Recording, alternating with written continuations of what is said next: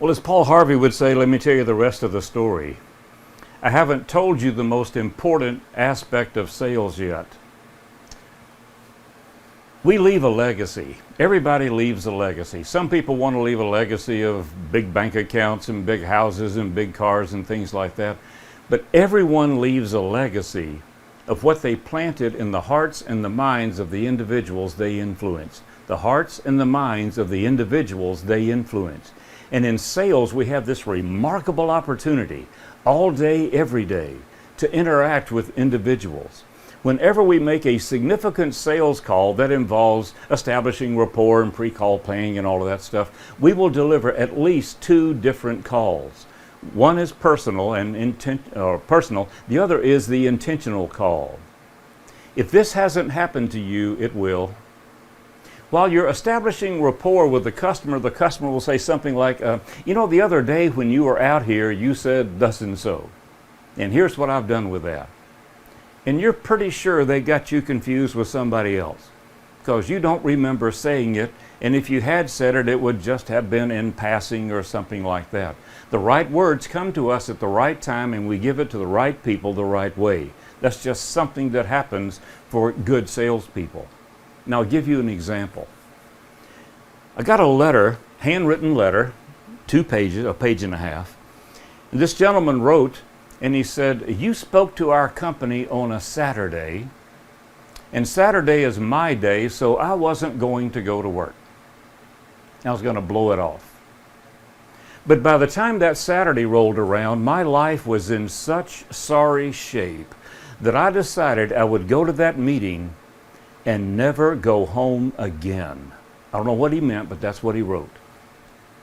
He said, during your presentation, you said this. He wrote it in all caps. He underlined it twice.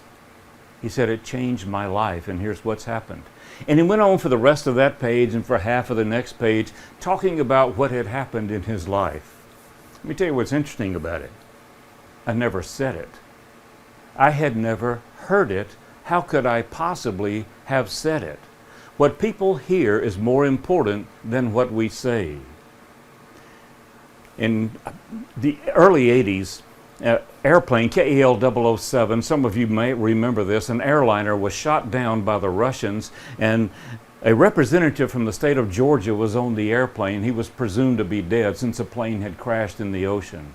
So a special election was held, and the Secretary of State said, for the next 6 weeks, we're going to have a campaign, and whoever wins will go to Washington and represent us for more than a year. Well, about 2 weeks into that campaign, late one night, my phone rang. It was Lon Day of Days Ends of America.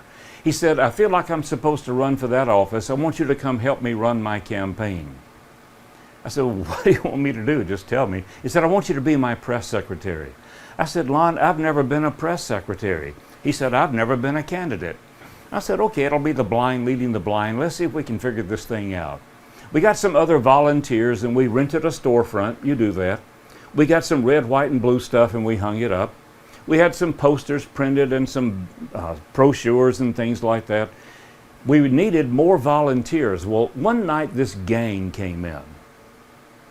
You know how you can look at people and not like them?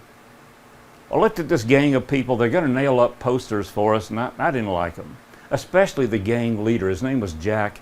Jack had his 4-year-old son with him, and the son hadn't had a bath in a while, and he's eating a Twinkie. I'm thinking a man ought to take better care of his kids than that. So every night they would come in, get some staple guns and some posters and go out and nail them up. The next night, more posters, more staple guns. They were selling the staple guns. We didn't care. We needed the help. Election night rolled around, and I looked over, and Jack had separated himself from the group. He was talking to one of the other men, just the 2 of them over there, and they were nodding their heads. I thought, well, that's interesting. Lon lost. The next day we went in, cleaned the place up, swept it out, gave the keys back to the landlord, and went home. The next week my phone rang. It was Jack. He said, could we, maybe meet for breakfast or something like that? And I thought about how far I was willing to go down on the food chain to eat with this guy. And I thought, well, Denny's will probably let him in. I said, yeah, how about we meet at Denny's on such a place? He said, I'll be there. What time? I thought, here's my chance. I'll chase him off. I said, 6 o'clock works for me. He said, I'll be there. I thought, rats, now I got to get up early. 6 o'clock, I pulled up. He's sitting out front. We go inside, give our order to the server. And he says something startling to me. Jack grew up middle class, maybe upper middle class. He said, prior to that campaign, I had never had a positive male role model in my life. Now think about it. He's like 22, 23 years old. He never had a positive male role model anywhere in his life. His dad had skipped town some time ago. He said, I watched you guys. You are no smarter than I am. You are no better than I am. If you can make it, I can make it too. Boy, I'm smiling. The lights are on. This man is ready. I said, that's great. What do you want to do? He said, well, I've been looking into it, and he said, the Navy has a reserve program, and I can go into the Navy for 6 months, and I can learn a trade, and then I can come back out and take care of my kid. My mom says she'll take care of, called his name, while I'm in the Navy, and then I can come out and make something of myself. He said, what would you think about me joining the Navy? I said, I think you'll make the best recruit the Navy has ever had. I said, before you go off to boot camp, give me a call. We'll have breakfast again. He did, and we did, and I gave him some encouragement in what he could expect in influences while he's in basic training. I said, now when you have a leave or you get done with your training, give me a call if you can, and we'll meet for breakfast again.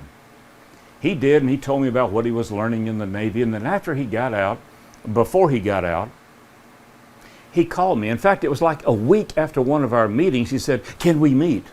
I said, well, yeah, Denny's tomorrow. He said, right now, right now.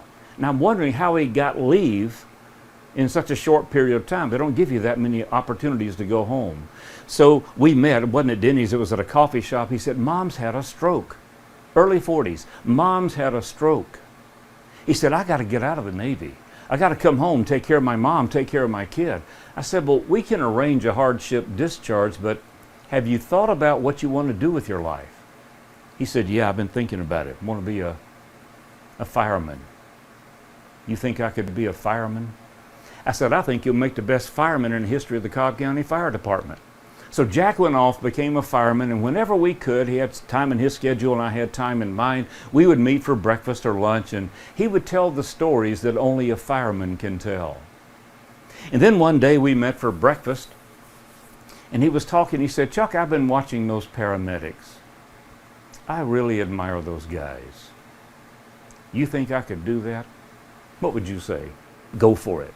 I think you'll make the best paramedic in the history of paramedics. And so he went off and studied. The Georgia paramedic exam was the toughest in the country at that time, very high failure rate. At night, when the other firemen are sleeping, he was up cracking the books. Not only did he pass the exam, he passed it the first time through, and he became a paramedic. And then, when we could meet, he would tell the stories that only a paramedic could tell. One day he called, we met at Davis Brothers Cafeteria. Never will forget it because he bought, finally. So we sat down, but I noticed he wasn't eating his lunch. He kind of pushed his tray aside. He said, I have to tell you what happened last Thursday night. He said, last Thursday night we went out on a call, single car crash, male Caucasian, early 20s, that's how they talk. He said, we pieced this kid back together as well as we could. And we got down to the hospital and we got him off the gurney, and I stood and I watched those doctors.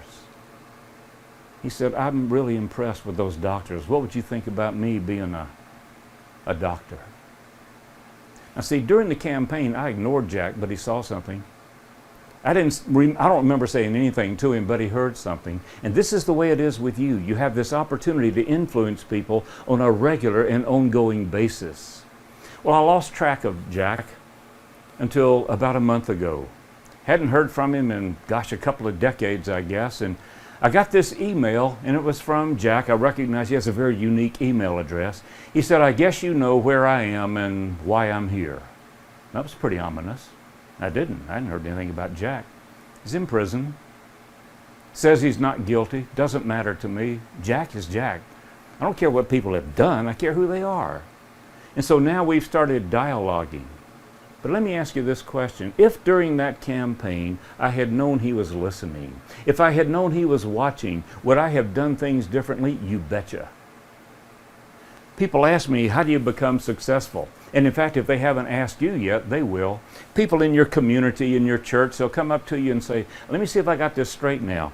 You go out and meet total strangers and you try to separate them from their money, and you like doing that. Is that correct? Well, sales is a whole lot more than that, but some people just don't understand. And they'll ask, how did you get to be successful?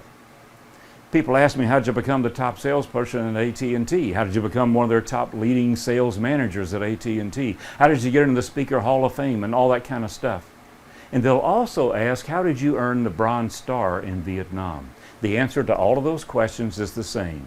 I never gave up. That's it.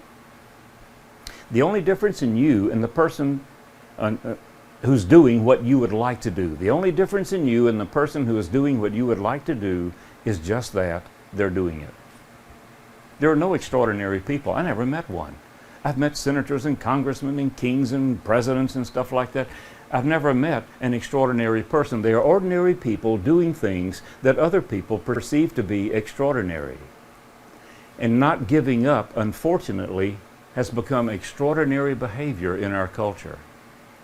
People ask me, how'd you earn the Bronze Star? Well, I think back to the night they said that I earned it.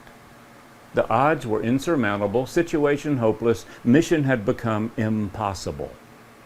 There are people on this call who have faced that in their health, in their family, in other situations. My machine gunner was no longer firing. We had a squad of grunts with us that night. I looked over and some of them were no longer firing. We took a tank out with us that night, and I looked over and the turret on the tank was going around backwards and then going back facing the enemy and firing and going backwards. He's going for the last of his ammunition. But we never gave up. The secret to survival is the secret to success. Now, when that person comes to you and says, how did you get to be successful? Don't you dare say, oh, it was nothing. It's blind dumb luck. Anybody could have done it. Don't you dare say that. Because at this point in their life, they see you as being up here and them as being down there. That's not true. We're all here. They look up to you. How did you get to be successful? If you say, oh, shucks, it was nothing, what do they hear? Well, you're up here, you're nothing, I'm down here. What does that make me? Sub something or other. It was blind dumb luck. Okay, I guess I'll go wait for some blind dumb luck. Until you come up with your answer, you can use mine. But come up with yours very soon, this weekend if possible. I had the chance to quit and I didn't take it. I had the chance to quit and I didn't take it. Everybody on this call had an opportunity to bail. And you decided, nope, I'm going to go back and try one more time. I appreciate your attention this week. May God continue to bless your success. Thank you very much.